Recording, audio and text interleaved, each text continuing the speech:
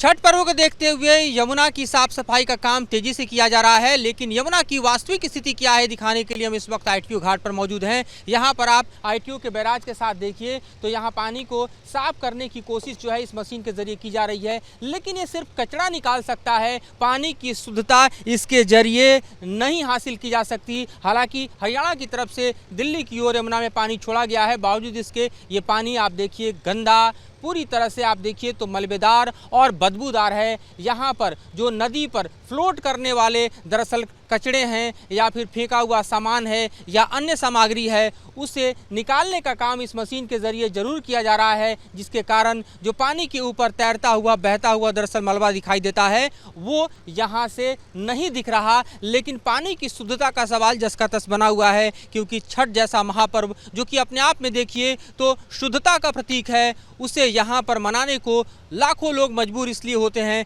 क्योंकि water resource के तौर पर देखिए तो दिल्ली में लाइफलाइन यमुना ही है, लेकिन ये लाइफलाइन डेडलाइन में कन्वर्ट हो जाती है वजीराबाद के बाद, जब यहाँ तमाम तरह के नाले जो है यमुना में मिलते हैं और वाटर का फ्लो बिल्कुल कम रहता है। और इसलिए आप देखिए कि सफाई के तमाम इंतज़ाम करने के बावजूद भी आप यहाँ पर देखिए तो यमुना की हालत दरअसल इस बैराज के नीचे अगर आप देखें तो बिल्कुल गंदी और मैली और इस तरह से आप देखें तो बदबूदार दिखाई देती है। अब आपको हम दरअसल दूसरा दृश्य दिखाते हैं। इस सफाई के अलावा अगर आप घाट की तरफ चलिए तो हम अपने वीडियो को कहेंगे कि अपने कैमरे को घाट की तरफ लेकर जाएं, तो यहाँ आपको दिखाई देता है दरअसल घाट निर्माण का कार्य, जिसमें दर्जनों JCB को लगाया गया है। यहाँ पर दरअसल घाट को बनाया जा रहा है। ये वही हिस्सा है नदी का जहाँ पर छठ व्रती आएंगे और अपने अर्घ को देने के लिए यहाँ पर जो है वो पूजन करेंगे, भगवान सूर्य की आराधना करेंगे, माँ छठी की आराधना करेंगे। तो वहाँ बैठने का इंतज़ाम, घाट का निर्माण कार्य